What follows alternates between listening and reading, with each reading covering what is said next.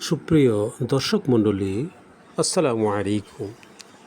শিরক সম্পর্কে আল্লাহ পাক রাব্বুল আলামিন বলেছেন, নিঃসন্দেহে আল্লাহ তাকে ক্ষমা করেন না যে ব্যক্তি তাঁর সঙ্গে শরিক করে। এছাড়া অন্য পাপ তিনি যাকে ইচ্ছা ক্ষমা করেন। আর যে ব্যক্তি আল্লাহর সঙ্গে শিরক করল, সে অত্যন্ত গুরুতর অপবাদ আরোপ করল।